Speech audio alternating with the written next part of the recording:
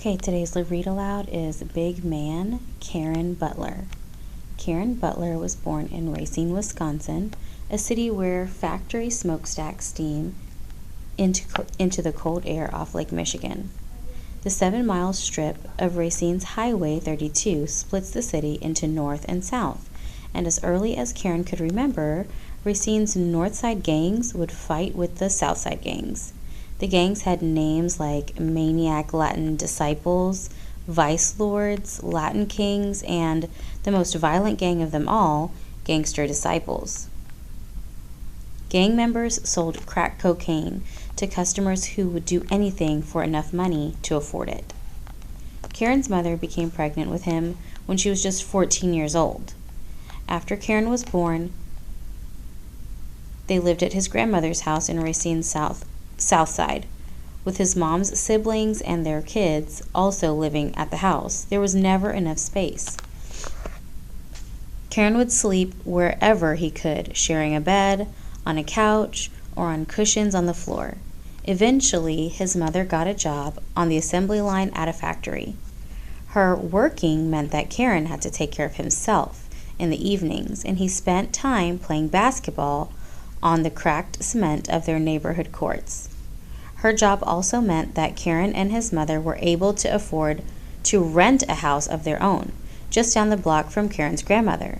But money was still tight. When the landlord came looking for the rent, Caron, his mother, and now Caron's little brother would close the curtains and hide on the floor until the landlord went away. Caron's mother never used drugs, but when Caron was 9 years old, he remembers seeing his mother's boyfriend in their kitchen using a needle to inject heroin into his arm. After the boyfriend was finished, he ripped apart the house looking for money, desperate for enough cash to buy more drugs. What Caron saw made him swear he would never use drugs, but it also made him jealous of people who had money. If Caron's mom had money, they wouldn't have to live with drug-addicted boyfriends and dodge the landlord. The only people in Racine who Caron saw the money were the drug dealers. They were the big men. Caron wanted to be a big man too. As an 11-year-old, Caron had a before-school paper route. He'd also started hanging out with his neighborhood gang. It wasn't long before he was delivering bags of cocaine along with the newspaper from his red wagon. Soon after that, he started getting arrested. Caron was arrested 15 times before the age of 15 for minor offenses. As a freshman at Racine Case High School, police found drugs and a gun in Caron's locker, and he was sentenced to 18 months in jail. In prison, he got into a fight with a rival gang member, which landed him in solitary confinement for 23.5 hours a day in a 10 by 12 foot cell. Caron spent his days staring out the cell's tiny window. The only thing he could see was the prison basketball court. It reminded him of the hundreds of hours he had spent on a similar court in his neighborhood. He hadn't been a half bad player either. In fact, he had been pretty darn good. When Caron was released from prison, he landed an after-school job at Burger King and became serious about basketball.